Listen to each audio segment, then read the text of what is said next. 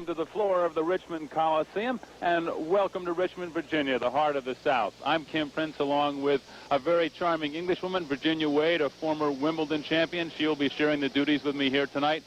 We're glad to have you here. You know, you say the names Jimmy Connors, Bjorn Borg. You've said the once and future king, because these two men rank along with Arnold Palmer, Tom Watson, Jack Nicklaus, Wilt Chamberlain, Bill Russell, the great confrontations, men who have carried their sport to the very pinnacle of the sports entertainment business. And Virginia Wade, Bjorn Borg has been away for these last 5 months, but he's back now on the challenge circuit here with Jimmy Connors. What a better way to watch him playing in a match like this. This is the dream match, isn't it? Because they're so different, they're both so exciting, and Bjorn, I know, is already in top shape, or else he wouldn't be playing. Well, if you're late to the world of tennis, Bjorn Borg has taken a 5-month hiatus from the competitive world of tennis. It doesn't mean he hasn't been training. He has been doing that because he is a racehorse of an athlete. Now he is in a series of challenge matches with Jimmy Connors, of course, the current and reigning Wimbledon champion. And Bjorn Borg won it 5 times. Connors, as I mentioned, the once and future king, the man who, in his own words, claims that he feels he is the best tennis player in the world right now. I know Bjorn Borg has aspirations on that title, and I think this challenge format right here is a very intriguing way to find out who's the best right now. It is a great idea, isn't it, Kim? Because Bjorn had such a record against Jimmy that it really looked as if Jimmy felt that he wasn't the best in the world. And you know that the moment that Bjorn took a little time out, that Jimmy suddenly had a totally different outlook on life, and he suddenly realized that he was there with the whole world in front of him. And it was so exciting the way he won Wimbledon. It really was. He beat McEnroe 2 weeks before, and then he won Wimbledon. And this man that he's playing has got the most fantastic record. So it's almost as if that last match they played last weekend gave Jimmy his first step back into making this a really exciting thing. I think those are words well chosen, and right you are. Okay, let's run you through a little bit the details on both of these men, and there's a look at some of the crowd here. Over 10,000 people here in the Richmond Coliseum, a very knowledgeable city for tennis as well. Okay, what's the word on Bjorn Borg? You start off 5 Wimbledon championships in a row, and that is a record that has been unsurpassed in the world of tennis. Of course, Jimmy Connors, the man who has won it twice now, he feels it's the most important tennis championship in the world, but Borg clearly has the advantage on that surface. This surface, indoor, a synthetic carpet, is about the best you could see these two men play on, because Borg, of course, the man of the dynamite ground strokes, will be playing Connors, always aggressive, the man who will come to net at every opportunity. So we're looking for a real Donnybrook here. And Virginia, you know, it's one thing, well, I mentioned the names Nicklaus and Palmer as great athletes who confronted each other, maybe Tom Watson, Wilt Chamberlain, Bill Russell. I think when you say Jimmy Connors and Bjorn Borg, you have taken two men whose particular style of play, their charisma, their personalities, add a whole new element to the confrontation. It's really, as you see there, Bjorn Borg, the Iceman, so dubbed by Bud Collins, and Jimmy Connors is all fire and brimstone, careening around the court, and he makes no bones about it. He comes out from the first ball, he hits about as hard as he can all the time. So that's the confrontation. James Scott Connors, soon to be 30, 29 now, and Bjorn Borg, who has taken 5 months off from the tour, but now back getting his guns aligned for the coming year. This is a best 3 out of 5 set championship. The money on the line, substantial by any standards. $60,000. That's divided up, 40 for the winner and 20 for the runner-up. So twice as much to win, and you know, that's not a bad night's work, is it? Well, I know. I mean, that's fantastic, but what a match. I mean, to have to play 5 sets against either of these guys. And you know how they've always said that exhibition tennis, that the players don't really give everything. Well, I know that these two will give everything, because it isn't just the money that's at stake. It's their pride, and it's this challenge to be #1 in the world. It's the what's the point of being number 2 and 3? I mean, number 1 is the only thing that really matters. Absolutely, and there are two men that think they are. I think the third man would be John McEnroe. He's not here. But Virginia, what can we look forward to in the styles of these two men? Well, I agree with you that this surface is probably the best for both players. That if you get on too fast a court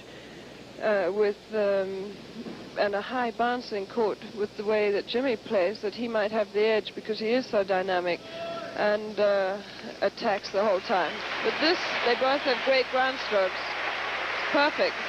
Whoever plays best, takes his opportunities best, will be the one who comes ahead. Bjorn has elected to serve first. The chair umpire is Bob Perkins, his voice you hear in the background. Okay, we're off.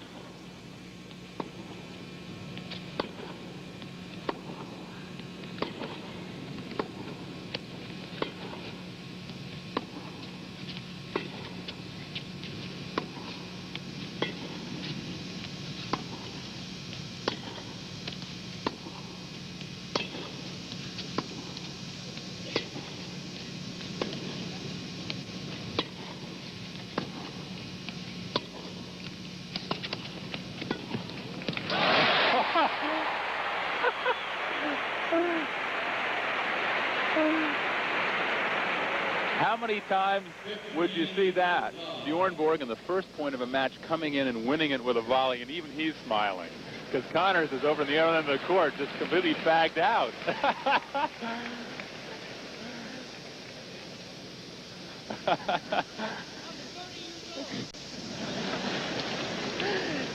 Just watch this. That was a very hard volley for Bjorn to make, but I think he knows he's got to get in there if he can.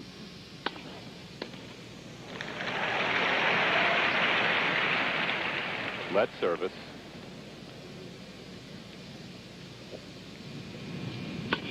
Oh!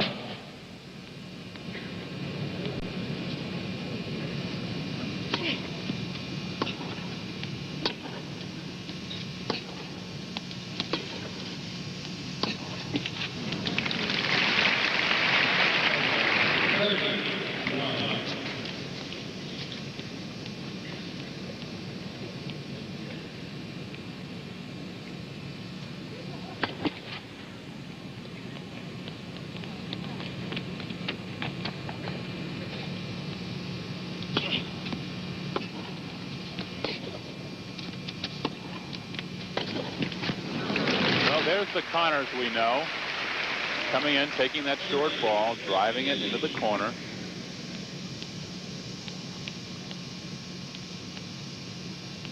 .30-15.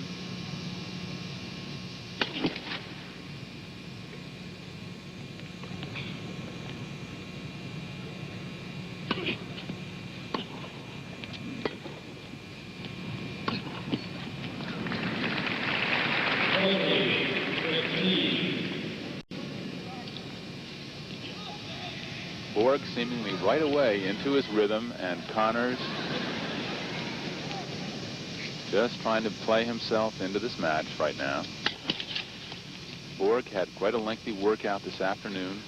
Connors, however, opted not to warm up, perhaps sensing that this may go 5 sets.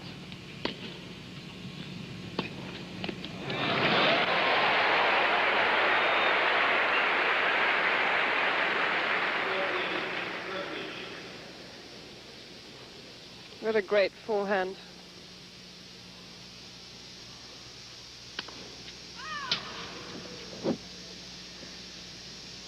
Advantage Borg.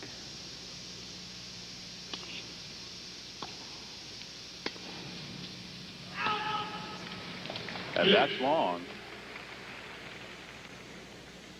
Of course, many of the tennis aficionados have felt that Connors' forehand was the weaker of his strokes, but they've hit to it so often that it's improved dramatically in the last year.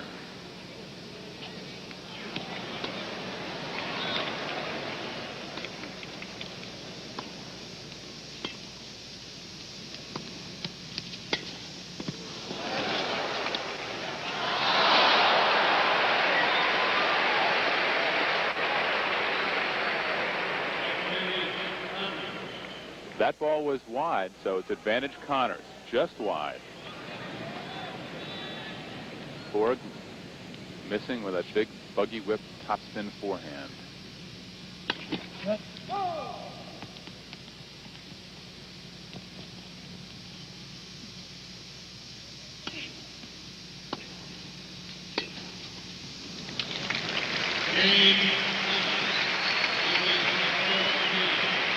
Okay, Virginia, I'm going to put you on the spot right away.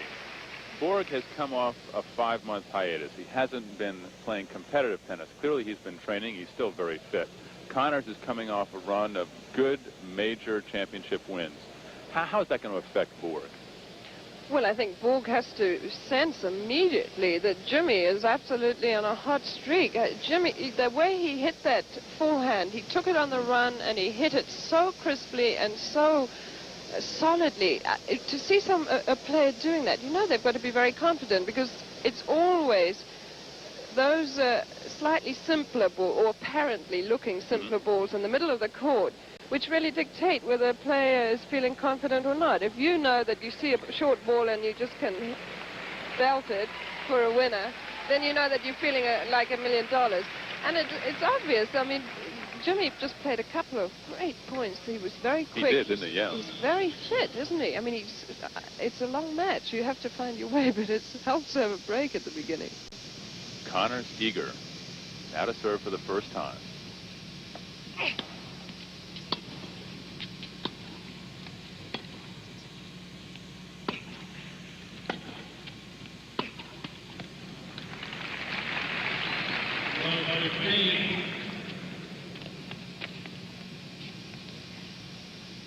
Connors 29, Borg 26.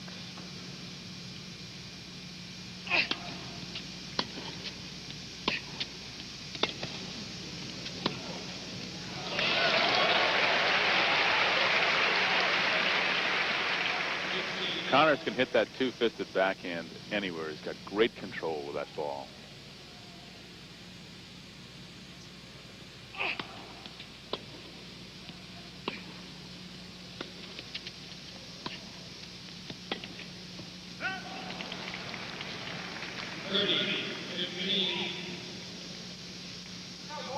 We mentioned that Borg had been out here working earlier, practicing.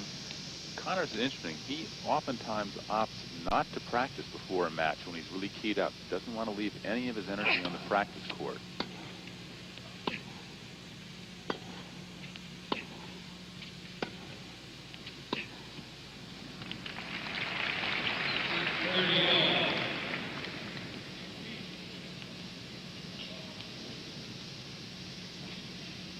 All.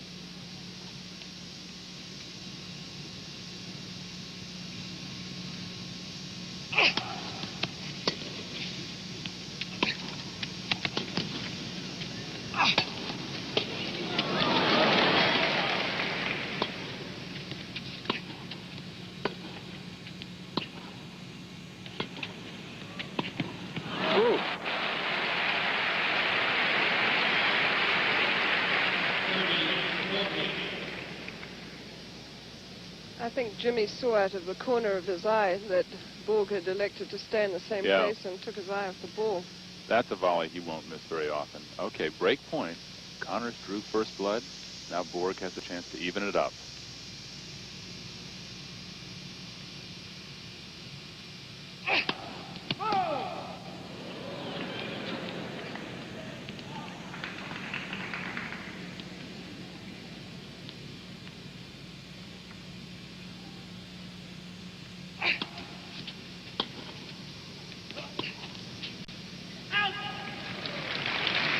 And so he does. So the game to Borg.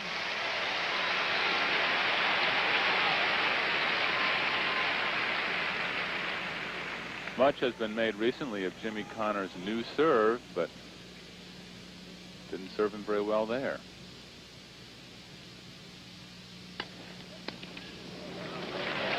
And of course, that is the stroke that has taken Bjorn Borg to his 5 Wimbledon championships. He readily admits it. The strength of his serve improved dramatically from his early years when he was primarily a clay court specialist.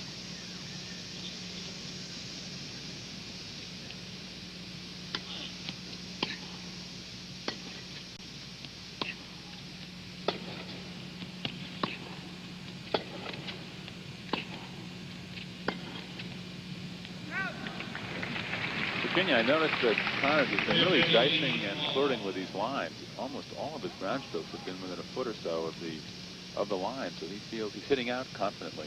Well, that is the way that Jimmy plays. He goes for it always.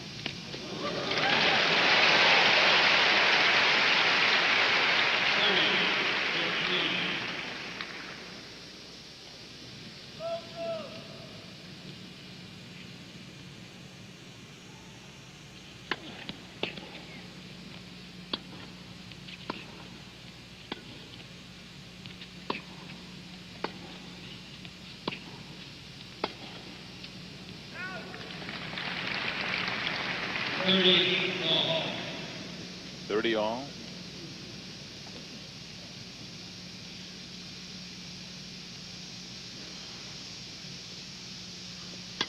Yep.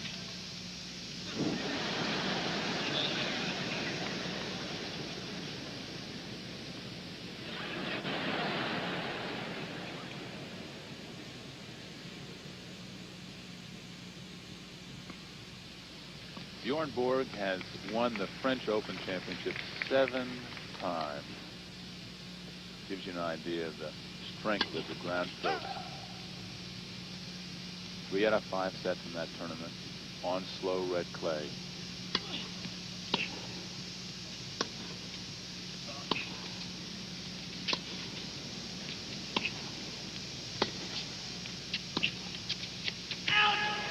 Just long. 40-30.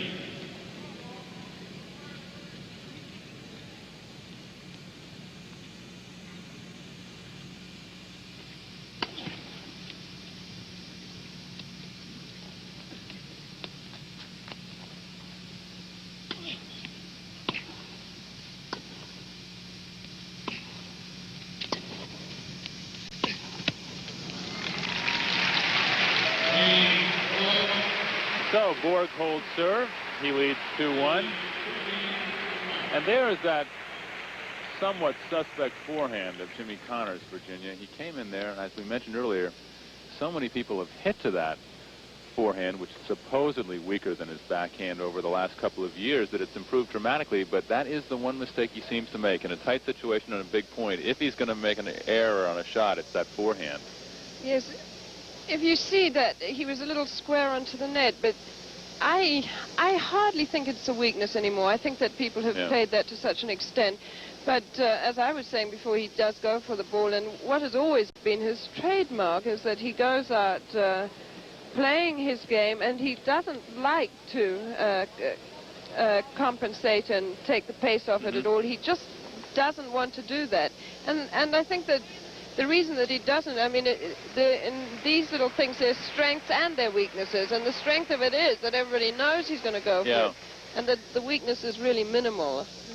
But it's an interesting play, because when somebody is as good as that, you know, you latch onto some tiny little thing and call it a weakness. But he might just make more mistakes in that than anything else. But it's a good shot still.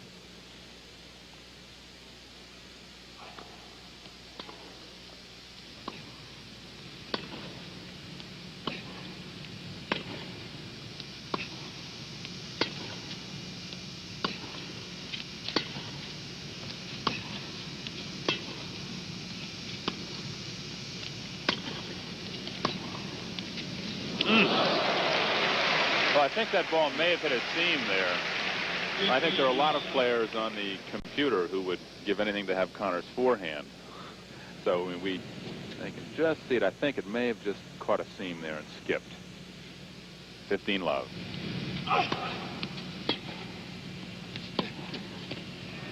And he got that one as well.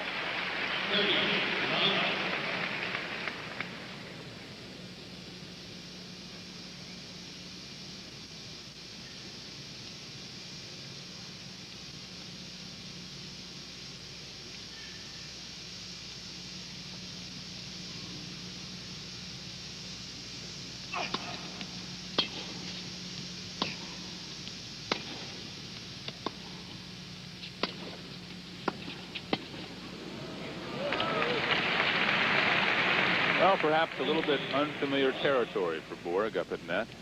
Connors with a good low driving shot, though, right at the midsection. Very hard ball to volley. 40 love.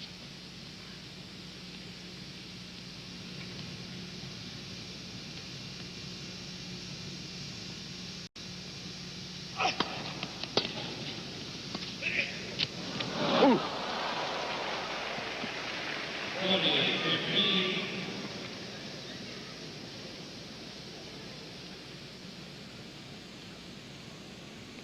40-15.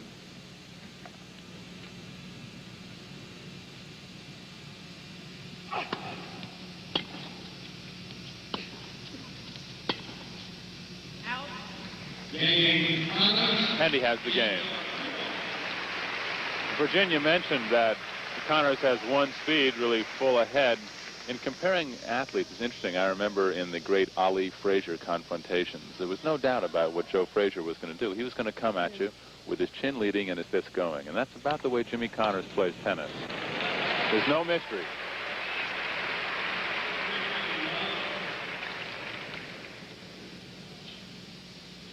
Big first serve. 15 love.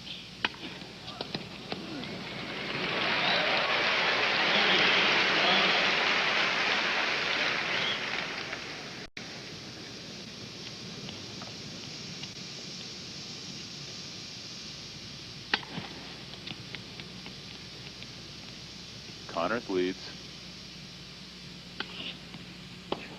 3-1 first set.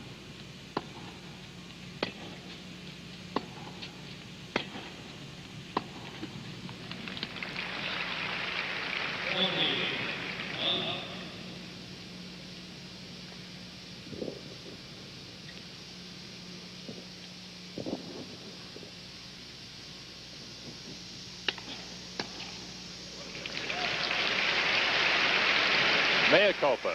Not 3-1, it was 2-all. So now Borg, on the strength of that big serve, takes the lead 3-2. And Virginia, what do you reckon Bjorn Borg has been doing for 5 months in the way to stay fit? Well, I know he was playing some ice hockey for a while. Right. And it seems that he really trained very hard. I think we decided that he'd put on a little more muscle in his upper body as well, which I believe I heard that he'd been working a little bit more with weights. Weights, yeah. And I know, being Bjorn Borg, that he's ultra fit. He looks in absolutely exceptional condition.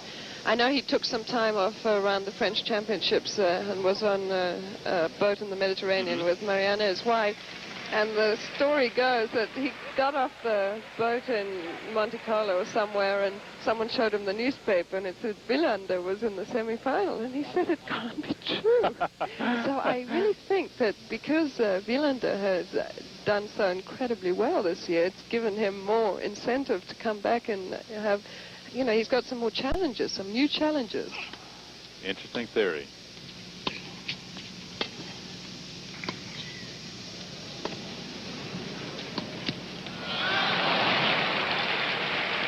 Of course, we were talking about Mats Wilander, the new Swedish sensation, 17 years old. Refuses to be compared to Borg, however.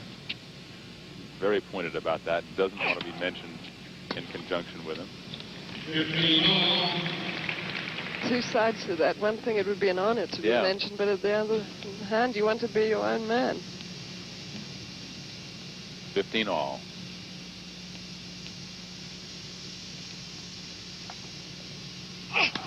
Yep.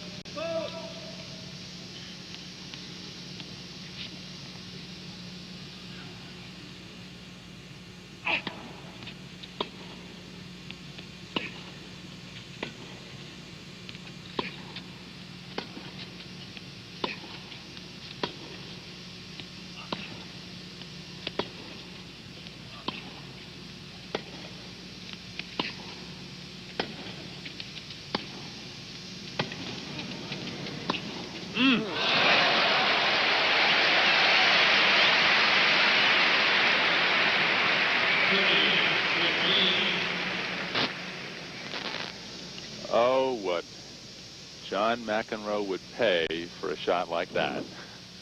Absolutely awesome backhand.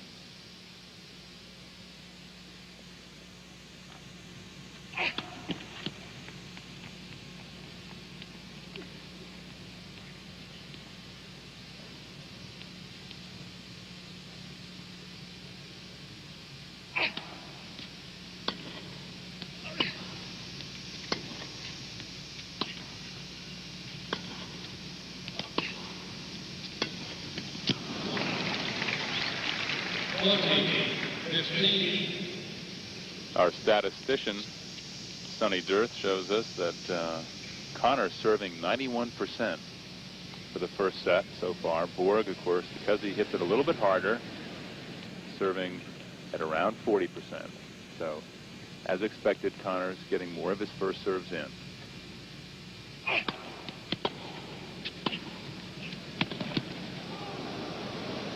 That'll be wide.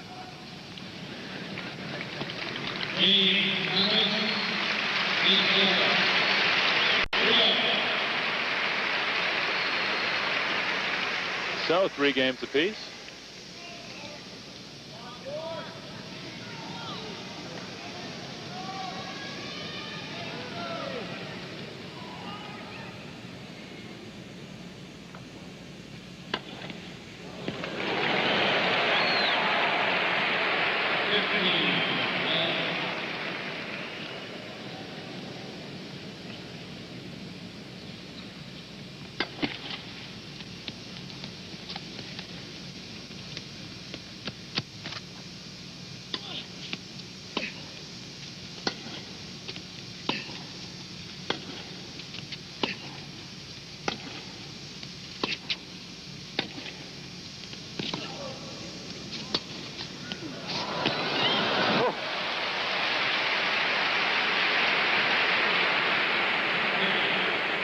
Side to side, line to line. Can they keep it up for 3 out of 5 sets?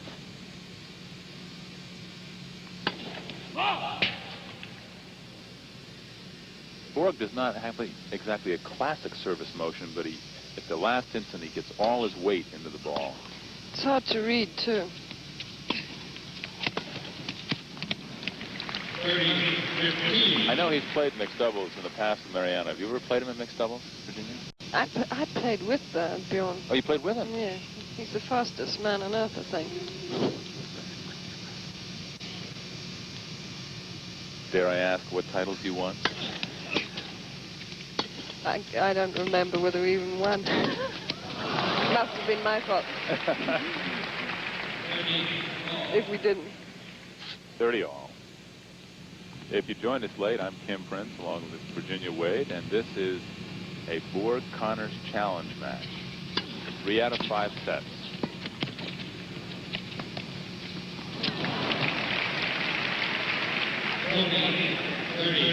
$40,000 to the winner, $20,000 to the runner-up.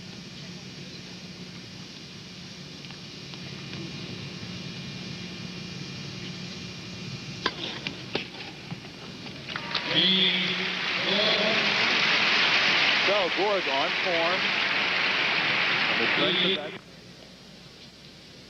Jimmy finds the lines so often.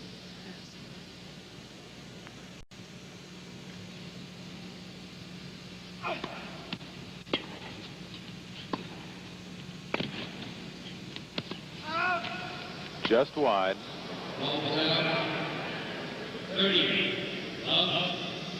Casey Dawes down there on that line. Immediate call.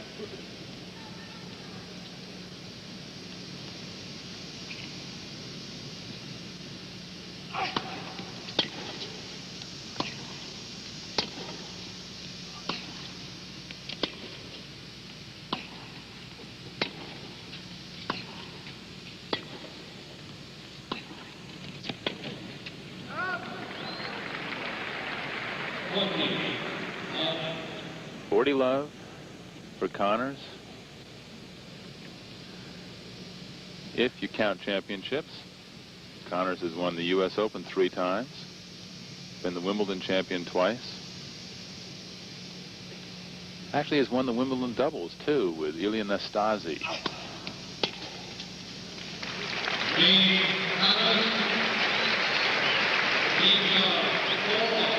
Four apiece.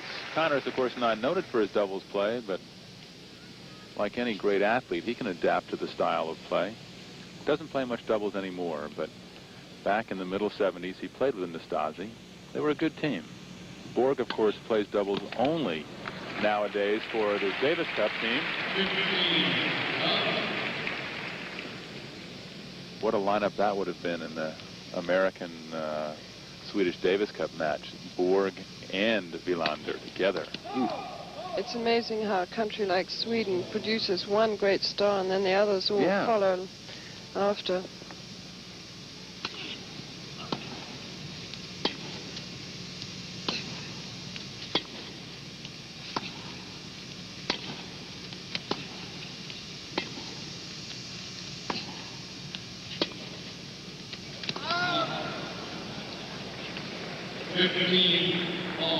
We don't think of Connors as being a great clay court player, but he has won a number of very important titles. The U.S. Open, of course, primary among those on clay. He beat Borg on clay for the U.S. Open title back in 1976.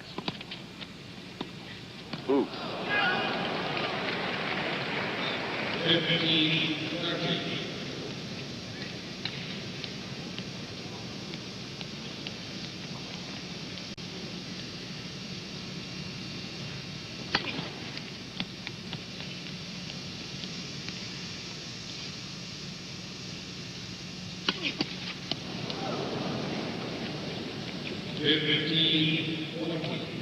That's Borg's first double fall, and that brings him to double break point. So the door slides open, some light in there for Connors. Well, now the cat and mouse game begins with the lines people. What's the call? Okay, the call stands. It was out.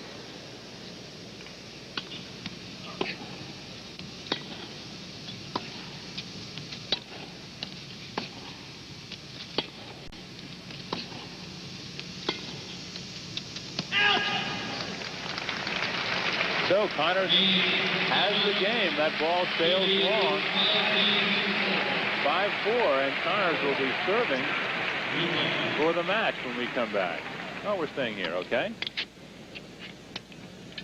5-4, and this is where the champions can put the hammer down. I know it has been said to me that John Newcomb was probably the greatest player of all time to be able to close a match out or close a set out. And Arthur Ashe has said that the toughest game to win in a set is when you're serving for it, or the same when you're serving for the match. Why is that? It's one of the hardest questions. You ask yourself so many times why it is so hard to finish off a match, and yet it really is. You can get to 5-something, you can even get the last point, the last couple of points are so difficult. But I would say that Jimmy Connors, we'd take a match like the final of Wimbledon this year where it was so close throughout the whole match. And neither Jimmy nor John McEnroe really were into their game, I thought, because there was so much tension involved. Yeah. But you knew that once Jimmy had his break in the fifth set, you knew, knowing it was Jimmy Connors, that he wouldn't mess it up. You just had that feeling. You know, other players you might think, oh, golly, it's still a long way to go, but not with Connors. Okay. This is where I think Connors, is, having played so many matches, is in a slightly better position than Bjorn. New balls. Connors holds them up. Courtesy, of course.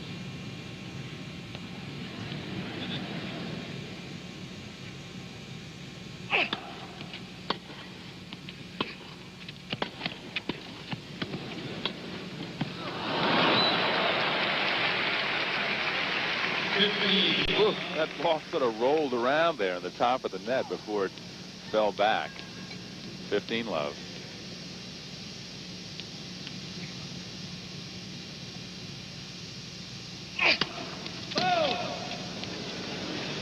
That happens a lot with Borg. Of course, he has that uppercut forehand, and he'll miss-hit a lot of balls. A lot of them go in, too, right around the rim. Very strong racket. His racket's strung at about 80 pounds.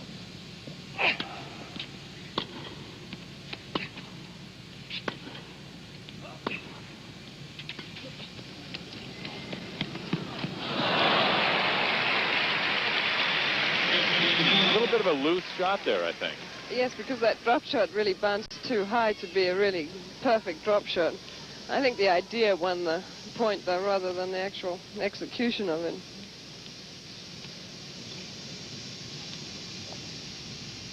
I like that. The idea won the point. That appeals to me. Well, you see, that's what tennis is mostly about.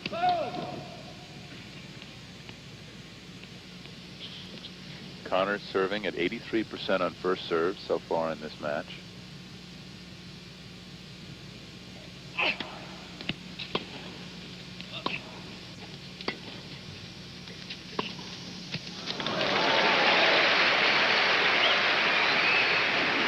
Well, I think, Virginia, you were right. This approach of Borg's is really not quite what he would like, I think. He's definitely been working on a one-handed approach shot, which I think is absolutely the right thing he should do, but it's still, that one was very short.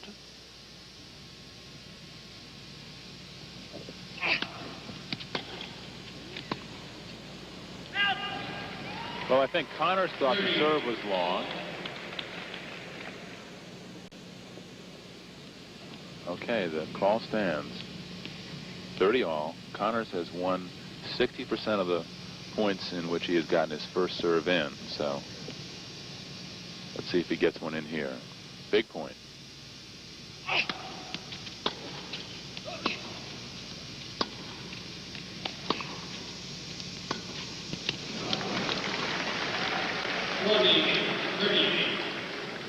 Set point, Jimmy Connors.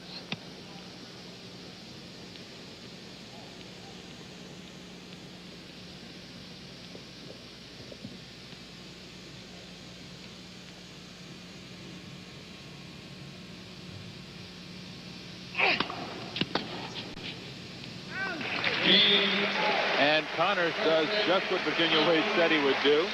Puts the hammer down and gets the first set. 6-4, Jimmy Connors. Big first serve for Connors. I think Jimmy's serve has been very good lately. I thought that it had picked up a lot in speed in the last few tournaments I've seen him play. So, Borg takes a bit of umbrage at that and aces Connors right back.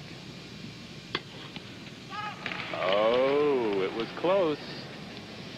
Call stands. Ginny Holloway down there in that far line.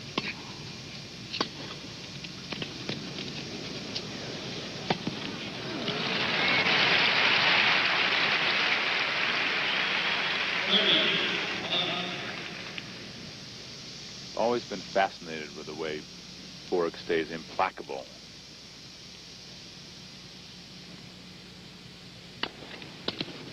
Back live, first serve.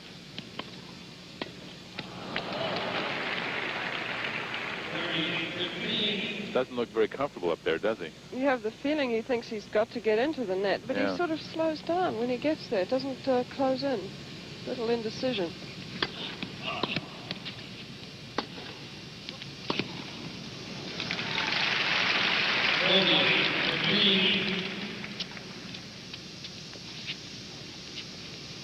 Connors, of course, in contrast to Borg, always lets you know how he feels about the match.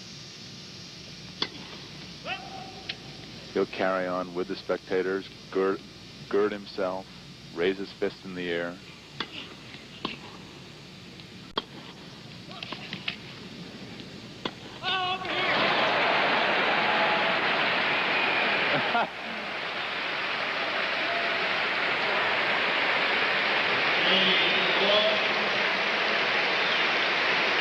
This was very well concealed here. He could really have gone either way.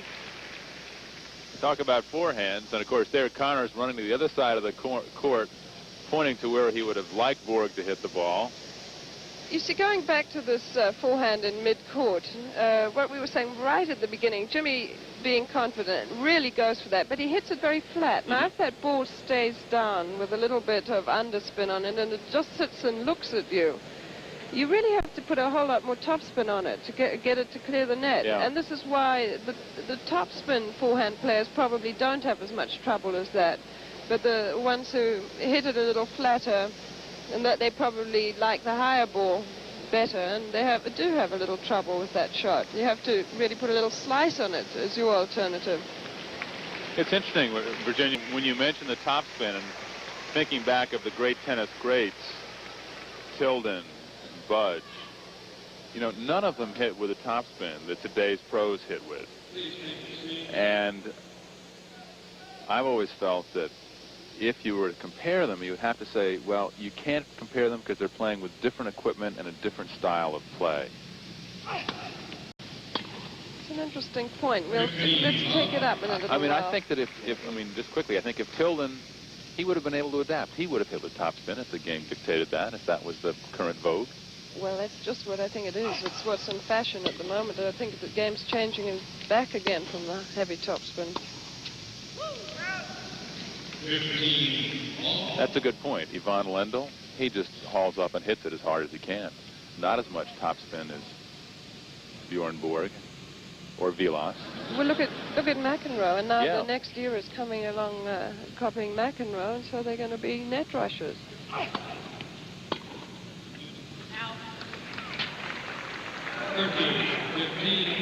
Okay, 30-15, the business at hand. Connors wins the first set 6-4. Borg won the first game of the second set.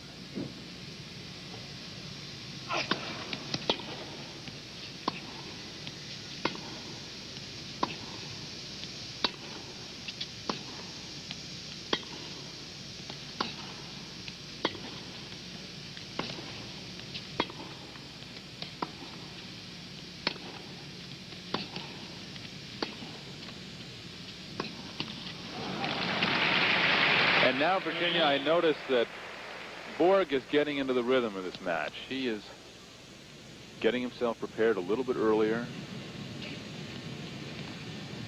Very difficult to keep up the kind of pace and power that Connors has been playing with the first set. Very difficult to keep that up for a 3-5 set match. There has to be a lull in there somewhere. Definitely, your concentration has to go up and down a little bit.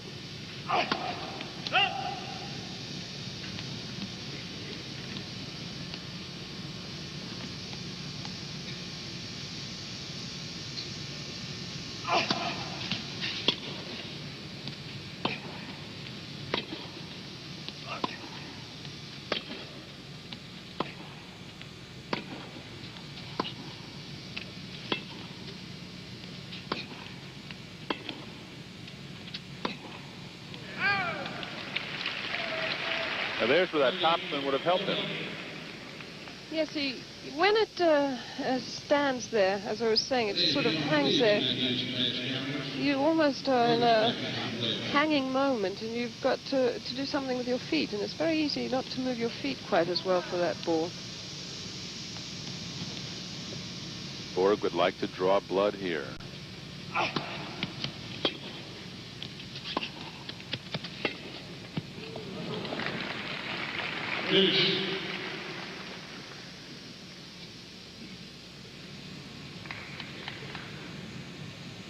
Of course, you never hear a grunt out of Borg, but Connors, every bit of air, I think, in his stomach and lungs comes out when he serves.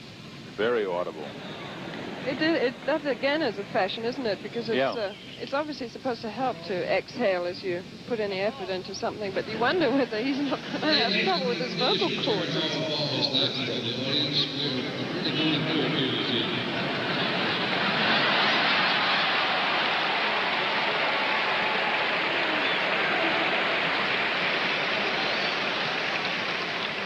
Well, Connors puts one up in the stands, and generous people, these Virginians, give it back.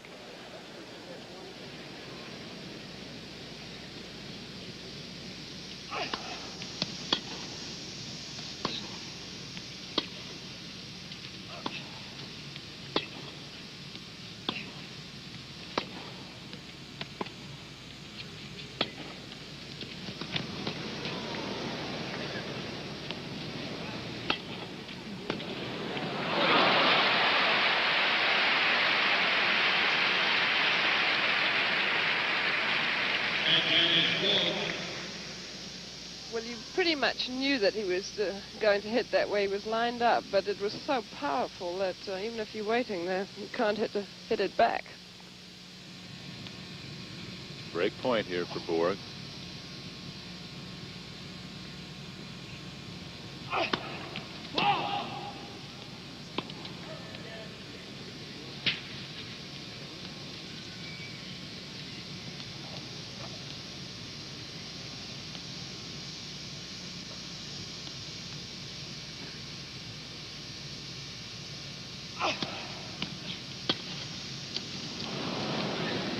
Well, now, I think Borg motions for the ball. He wants to take a look at it, so Connors flips it to him. He thinks maybe he got a soft ball there. Did he? Well, he's checking it out. I guess he's satisfied. Yeah, it was broken or something. Oh, was it broken? Soft or whatever. I don't know.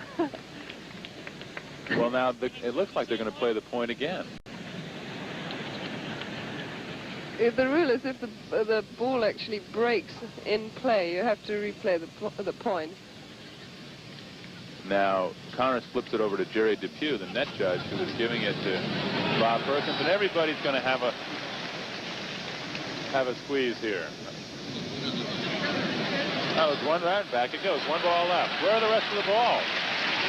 Now we've got 0. Okay, so we're going to go get some more balls now. You know, in these big arenas, the balls disappear always. They go under the curtains. You really I always think you should have more balls, because there's nothing more aggravating than playing a match with 2 balls which get fluffier and fluffier. Not a very auspicious time for this to happen here, and I guess Connors will get 2 serves out of it anyway. That's the best that can be said.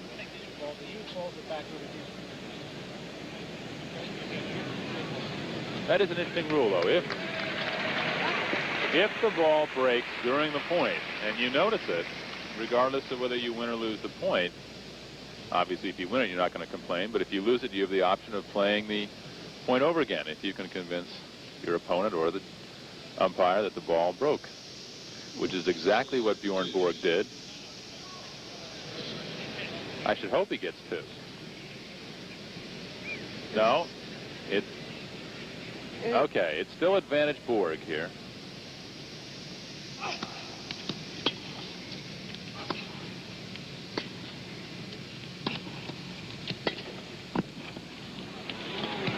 Up it goes.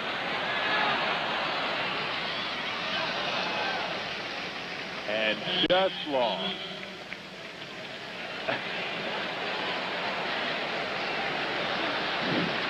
Look at this point. That lob only just missed, but watch this shot. This is always a shot that I think every tennis player longs to do, whether or not it goes in the court. I mean, that's just an added bonus if it did happen to go in. If I tried that, I'd either get terminal case of tennis elbow or I'd bang my shin. I haven't worked out technically what the players, whether it's a backhand or a forehand or a service grip are going in reverse. We'll ask Connors after the match. Behind the back forehand is what it is.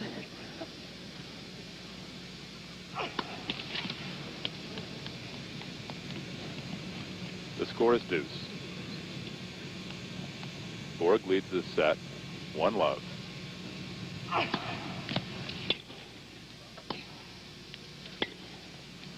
He found that spot again, one little sliding area.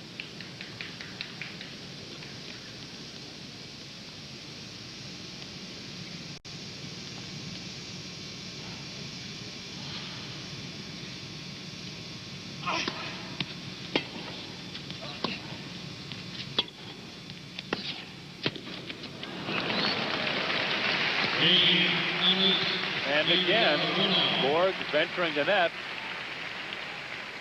looking very uncomfortable up there. I think the best volley he hit was in the first point of the match. Oh, yeah, and that was a very difficult volley. He just doesn't getting in on top of the net.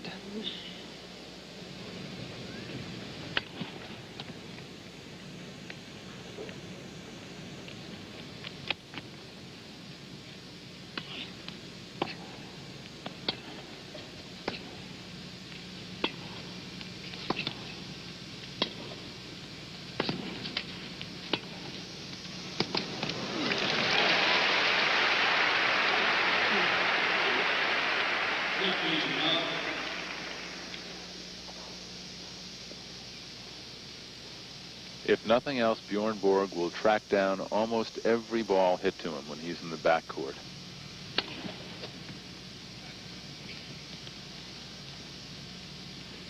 He's a greyhound. What?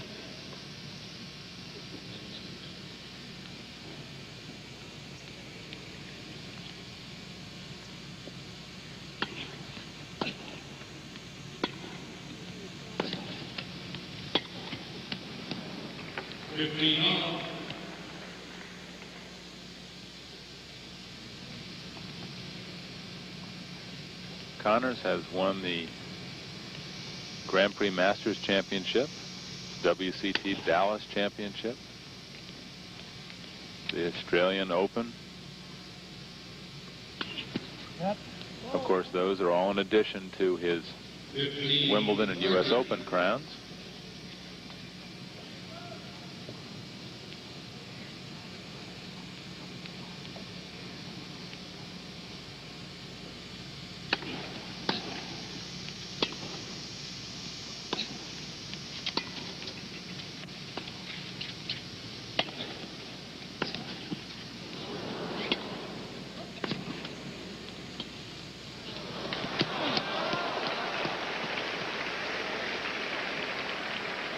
$15.40.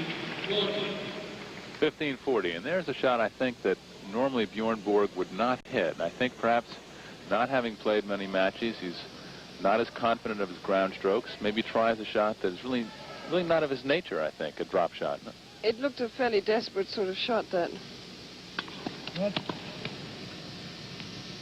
Borg had his chance here. He was up 1-love in the second set. Had a break point in Connors, but now Connors has double breaker back at him.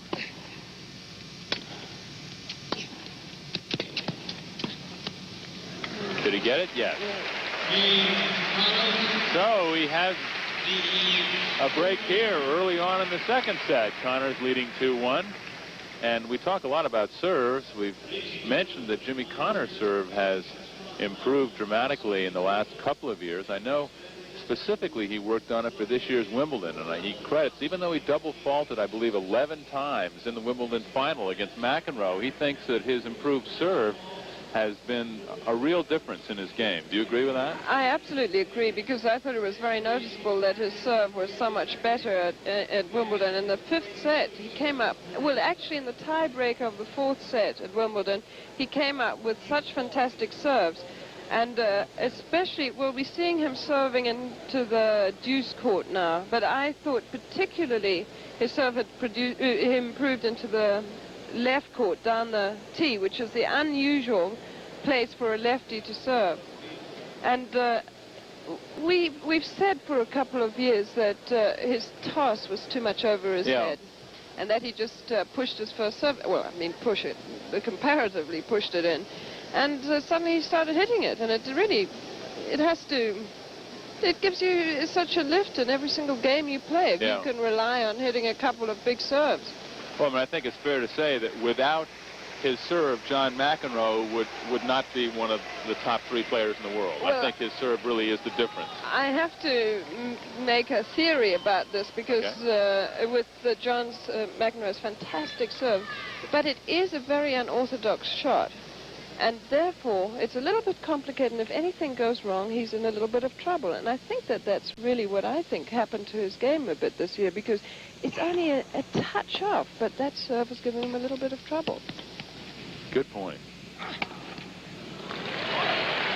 I think that you really, if you can keep your shots fairly simple, there's much less to go wrong. And as you develop, you have instinctive shots, and I think as one tries to make improvements in one's game, one has to try to simplify things.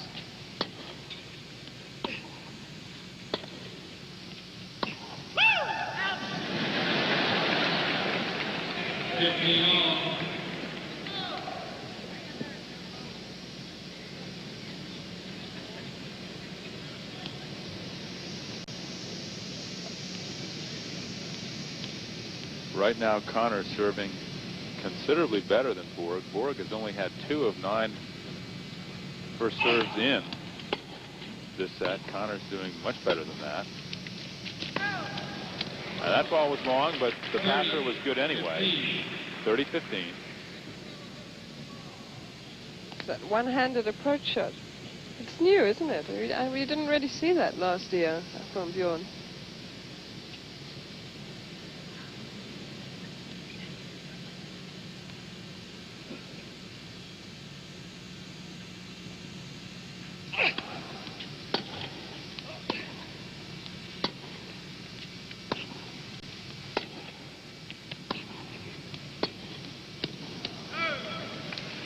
Forty.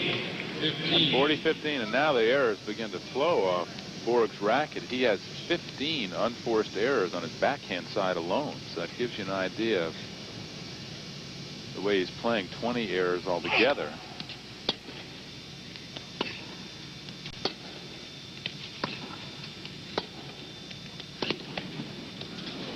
There's that one-hander again. Bingo. Why do you suppose he's doing that, Virginia? Try to get a better approach? Because he's just sort of stabbing at it. Well, I think that he realizes that he gets into a little trouble with that two-hander on the short ball, but he's using his wrist a little bit too much. He needs to get a slightly firmer wrist on that. I think he's doing the right thing. I think if you can experiment with new shots, you only have to get better when you have everything to start with. Makes it more interesting, too, for you yourself.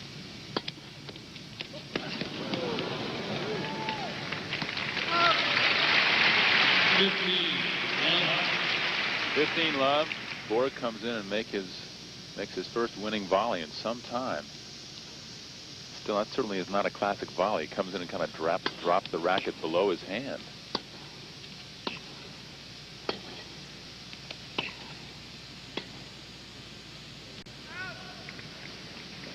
We don't mean to be picky here. I mean, we're splitting straws. I'd give anything to have Borg's volley, but just as a matter of interest to see what they're doing and how they're playing, we bring it to your attention.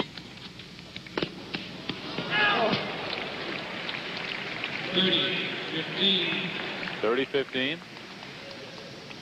I think Borg is in a situation which he's unused to. You know, he's dictated always in his matches to such an extent that he's a little confused, like most of us, I suppose, feel when you're playing someone who's playing as well as Jimmy.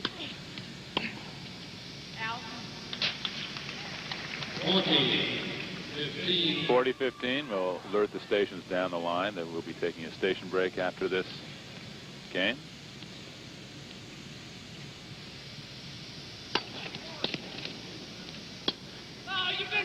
Boom. Licensed ET caps. Hunter serving. 3-2 second set.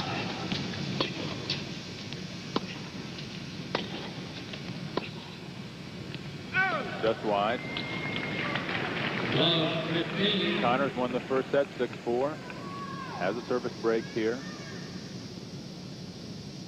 I'm Kim Prince, along with Virginia Wade, former Wimbledon champion, Englishwoman, joining me for the commentary. And, of course, these two men need no elaborate introductions, Bjorn Borg and Jimmy Connors.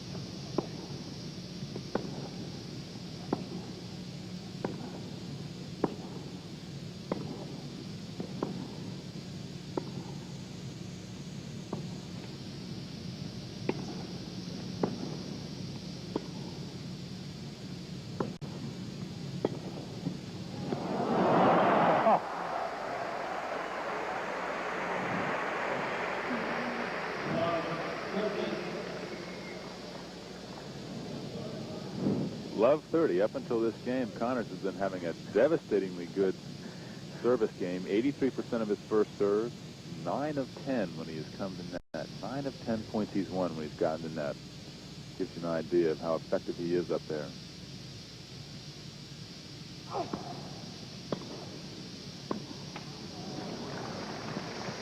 think that ball may have caught a seam there.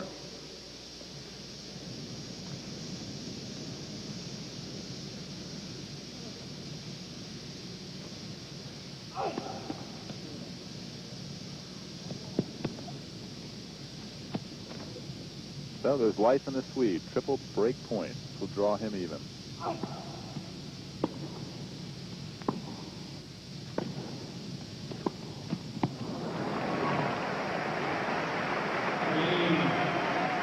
Okay, Connors, if you're going to lose them fast.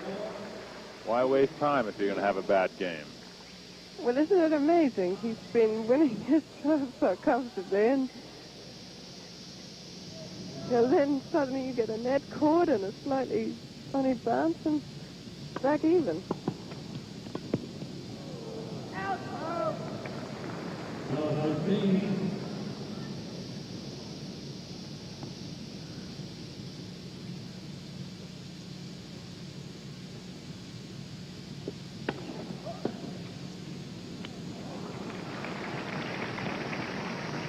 All.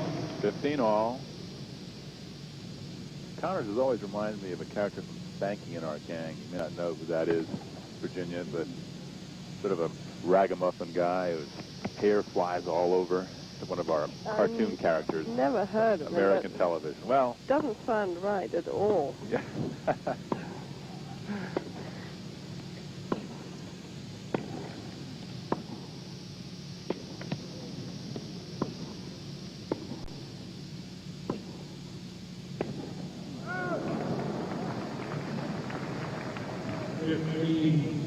Would you go along with Huckleberry Finn?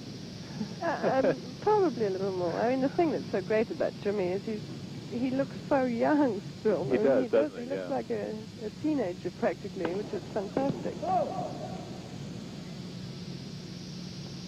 Of course, Connors, married, the father of a young son, Brett, 2 years old.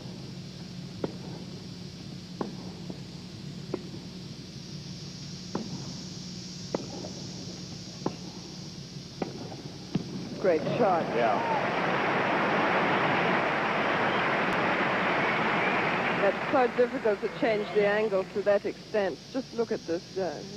Jimmy puts tremendously acute angle on that, and to turn it round into a down the line shot is the hardest thing to do. Good serve.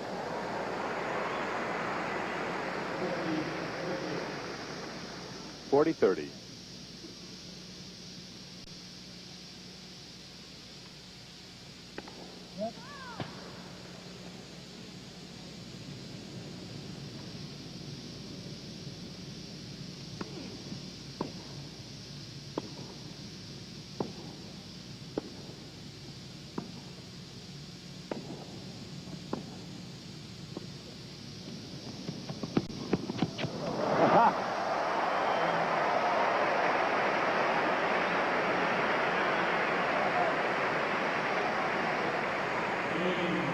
That was such a well-produced drop shot. But I must say, I don't know how Bjorn managed to read that going cross-court. Very good anticipation. So that gives Borg a lead here in the second set, his first lead in this set, 4-3. I think he's coming back. And we talk a lot about Borg's mobility around the court and the speed with which he covers the surface. Really a greyhound. And his footwork, of course, is critical. Footwork is critical to anybody's game, of course, but Borg is always dependent on his foot speed, and I think it's generally accepted that he is the fastest player. Well, the thing that I think is that he doesn't look as if he's fast. He just sort of gets there at great speed without making any apparent effort. And there, of course, is the steely gaze of Bjorn Borg. That expression will never change during a match. Every once in a while you get a smile out of him, but very seldom a frown. Just drop his head.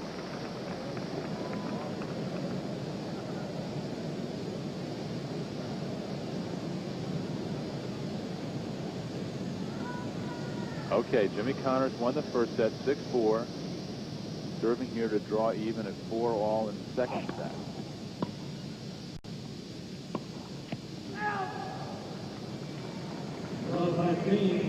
Borg has been hitting more winners than Connors, but also more errors in this set.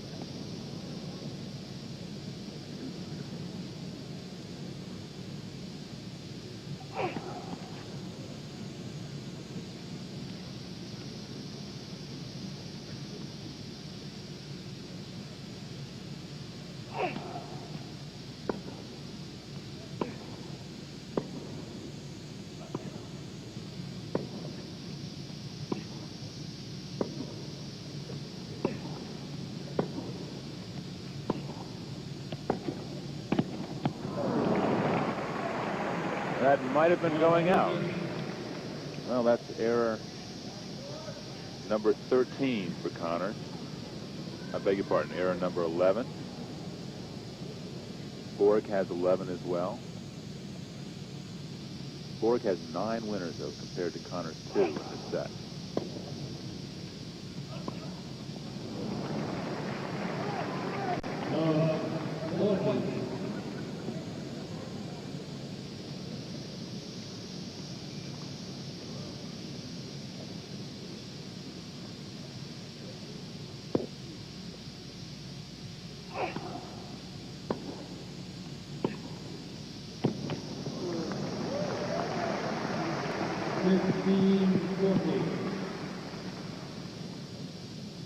$15.40.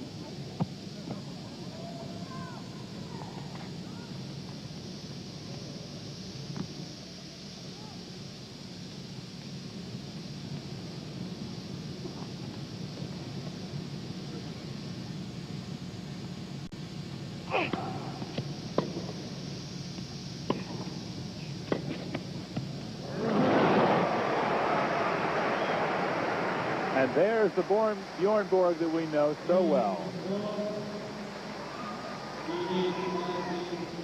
Jimmy hits that ball pretty well, but Bjorn has started putting a little extra oomph onto his balls in the last couple of games, getting a little confidence, I suppose. There's the addition, 5-3 for Borg, serving for the second set.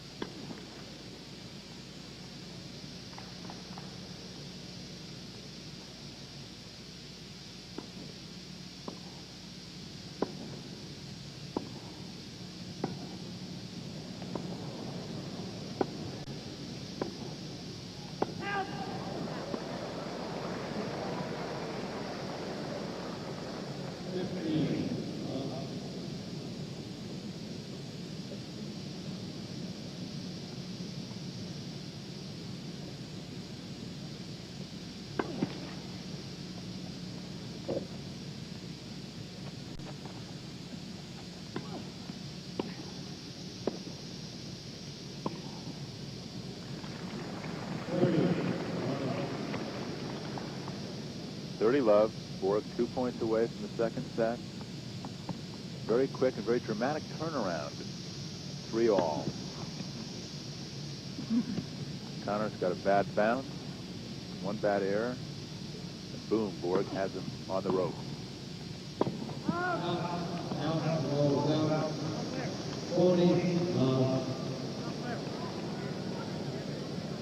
Where?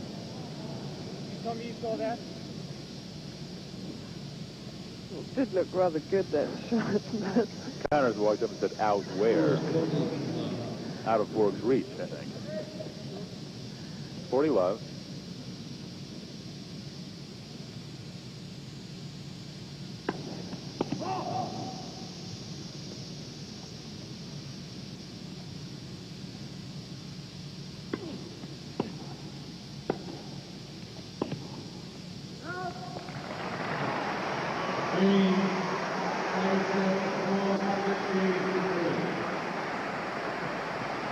So that is the second set to Bjorn Borg, and after having a couple of loose, very dicey games in the beginning of the set, he'd come back very quickly and evens the match at a set apiece. And we talked earlier about Borg's movement around the court. I have a chance here to take a look at this on a long point, and watch how he moves. It's watch his serve of his. He really does everything pretty right in that serve. It's a very hard first serve. He's ready very early as soon as the ball comes back. Always in position. And, you know, what I was saying, when I remember when I played this one occasion with him in the mix, that I was absolutely astonished at how fast he is without looking fast. There are a lot of players who look as if they're very, very quick and are. But Bjorn always looks comfortable out there, and yet he just covers an awful lot of ground in a hurry. You see it from a different angle. Weight going through and a thrust from the legs. That's a good point. A lot of the power in the serve comes from the thrust in the legs and the torquing of the body. And it's really the you can imagine almost a whip. I always like that analogy of a whip uncoiling. Yes, and throwing the racket in Yeah. at the ball, getting everything going in the same direction at once.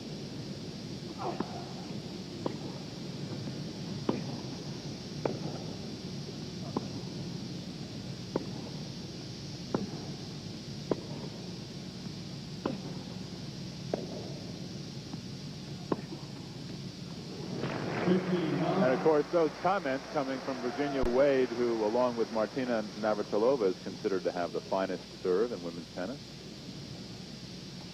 Wish that was true. This is an excellent shot. Back live.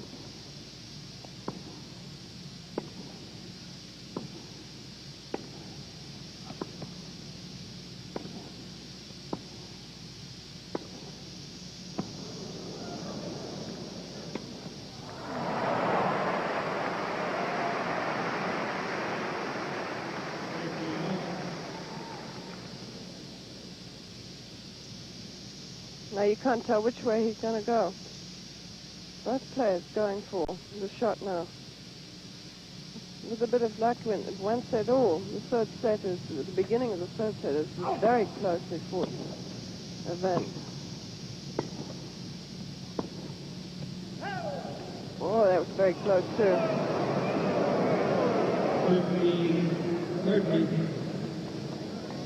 It actually looked as if he slightly mishit this ball, so odd things always happen when that happens. Very difficult shot to produce from the middle of the court and get such an acute angle. All.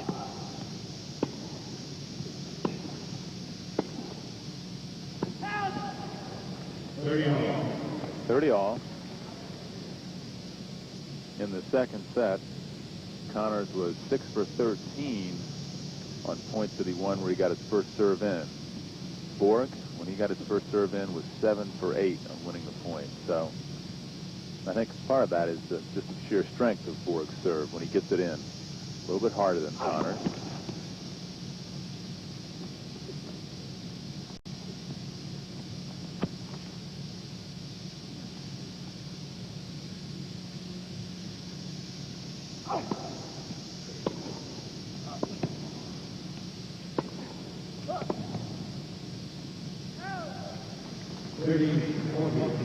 Break point. Borg warming to the task. Has a set in hand here.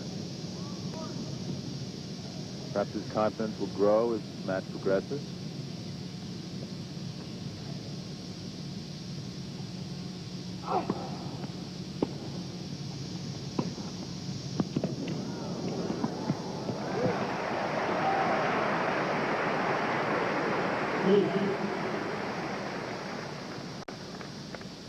He just hit a remarkable shot here. Look at that ball. And then he's just sitting over. He can hit it anywhere, the volley.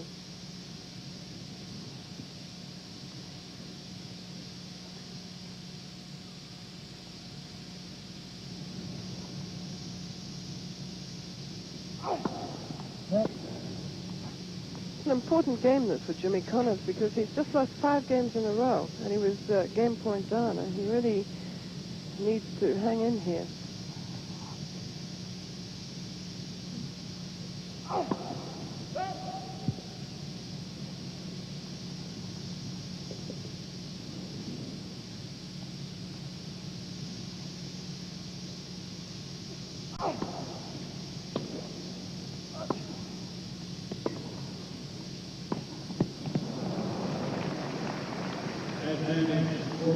The low Connors forehand.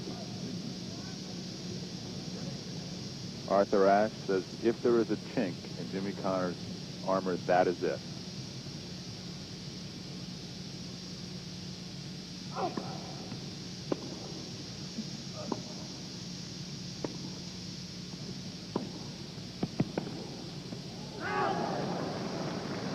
I think Bjorn tried to play that shot again, but you see, that's the whole thing, that it may be a chink in his armor, but it's pretty hard to play that shot without letting it stand up. That one stood up, and Jimmy had a fairly easy shot at it.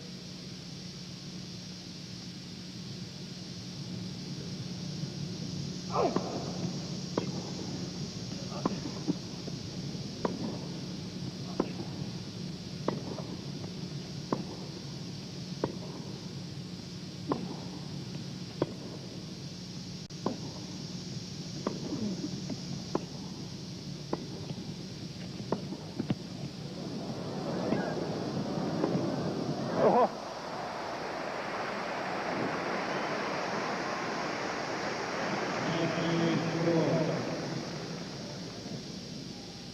Watch this. Didn't hit as good a shot as he might have off there. I think Bjorn was a little lucky that Jimmy didn't catch him down the line. Another break point for Borg.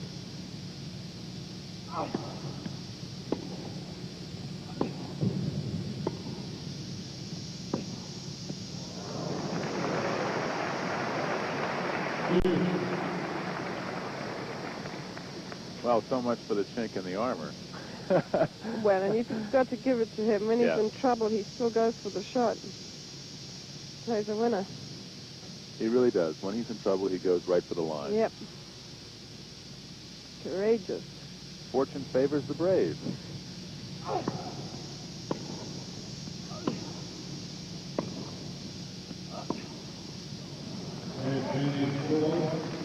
I wish I'd thought of that originally. I didn't. I think Kipling did. But interesting line. I heard it actually from John Newcomb, who said it after he won Wimbledon for the first time. And it was a very nice touch. Fortune favors the brave.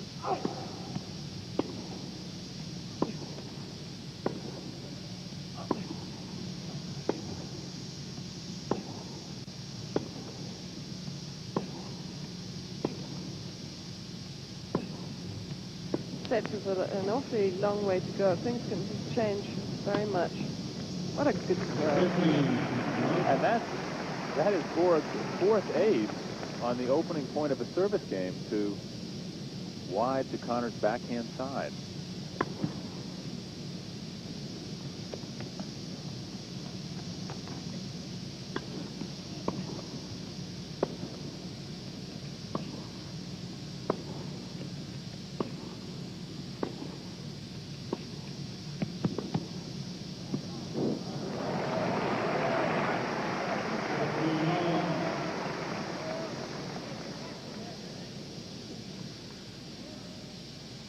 Jimmy comes in a good shot, but I'm quite sure that Bjorn meant to lob there, and it didn't quite come off. The ball was very low. Didn't get it up. And again, Borg goes wide to Connor's backhand. It's also hard to read which way Borg is going to hit that serve because he changes his wrist right at the point of impact.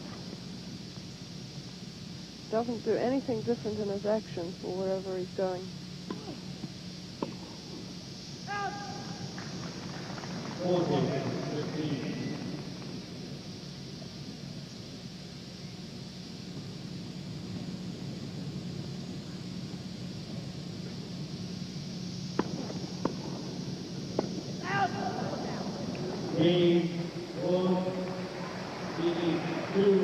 And the string goes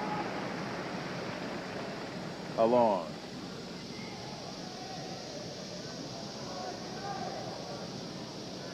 That is 7 games in a row for Borg.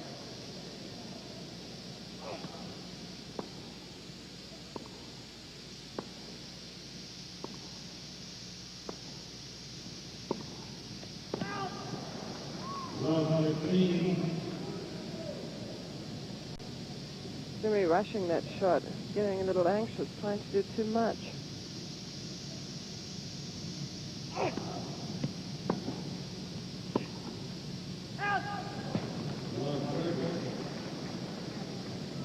Boy, it's amazing. Every once in a while, you'll see this happen. The champion, even of Connor's stature, will get into a little bit of a run, a funk almost, and boom, the points just go.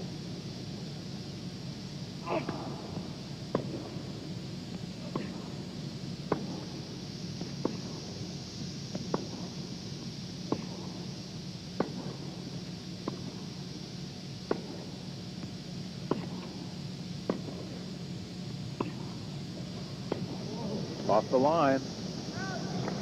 Borg looked at it, but I think it just caught the line. 15-30. And there's the seam. Borg is going over there. That's not where the ball hit. That's where I think his foot may have caught. And there's tape that holds that court surface down. He's doing a little surgery over there. A little cosmetic surgery. Actually, that can be dangerous. If a player were to go over and catch his foot or ankle in there, you twist an ankle. Well, at that distance behind the baseline, you know, a player is going along and stopping with such speed that he has to push the court away a little bit, and so it can easily happen. Actually, if Jimmy can use this little hiccup here, I would have thought, because he started rushing and missing balls, and this is where you have to try to go back to the stage where you were good. And so the function at the junction right there, Connors and Borg resting while some of the staff here from the Richmond Coliseum makes the repairs. A full house, over 10,000 people, and all very knowledgeable fans. We're in Richmond, Virginia. If you joined us late, I'm Kim Prince along with Virginia Wade. And, of course, those two men, Borg and Connors, are playing a challenge match. $60,000 in prize money at stake, 40 for the winner, 20 for the runner-up. And this is the 200th anniversary, actually, of the city of Richmond, the capital of Virginia. And during our next odd game break, we're going to have a chance to talk with Kathy Dwyer, who's the executive director of the Federated Arts Council. Earlier in this program, before we came on the air, we had the Richmond Pops playing. There was a ballet, and Kathy knows all about that. She's going to tell us a little bit about what's coming up for Richmond during this 200th anniversary.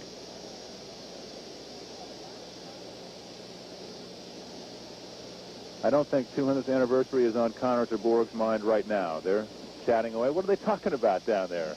Well, I think it's nice to see it. It amuses me. I'm sure these... it's fairly intimidating having to mend a carpet with 10,000 plus 11,000, 12,000, whatever people watching. I guess Bjorn saying, well, Jim, how's Brett? How's the little lady?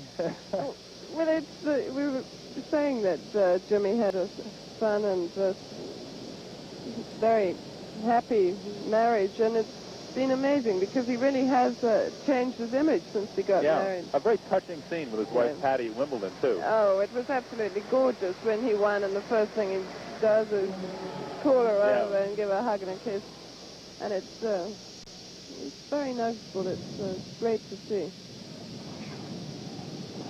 The proceeds of this packed house to go to the Tennis Foundation of Richmond for a new tennis facility at Bird Park.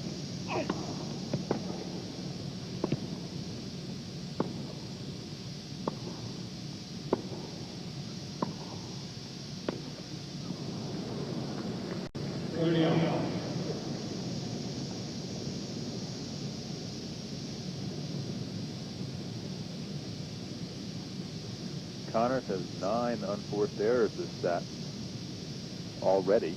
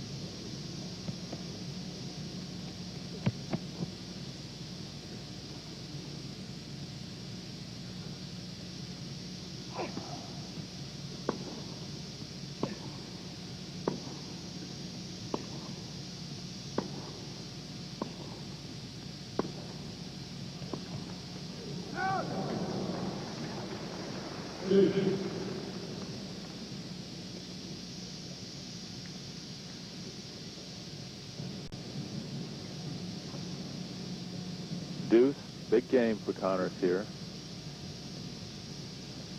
Trying to scramble back into this match. Had things going his way for the early going. Ooh. This missing a shot like that must just be indecision about what you're going to do with it. If you know where it's going, you don't miss those.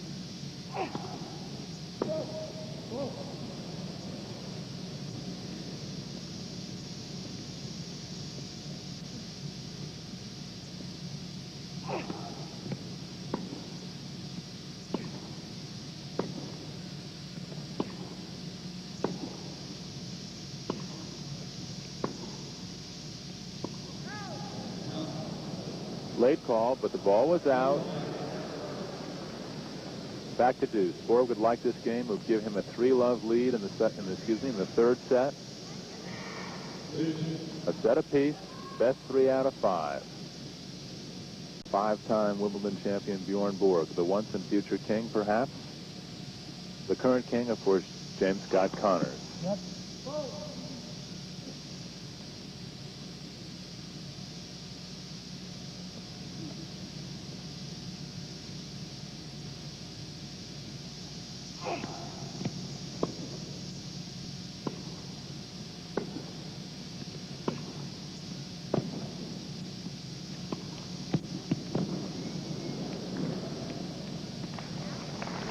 Boy, when Connors comes in on that backhand approach of his, he throws his entire body at the ball. Very impressive stroke. Yeah, watch this. Bjorn was hitting the ball a little bit short here. I thought he hit that just so well, Jimmy. Game point. And he has it. So Connors stays alive. Nevertheless, Borg leads in the third set 2-1. And we'd like to welcome up in the booth with us Kathy Dwyer, the executive director of the Federated Arts Council. Kathy, welcome. Richmond 200.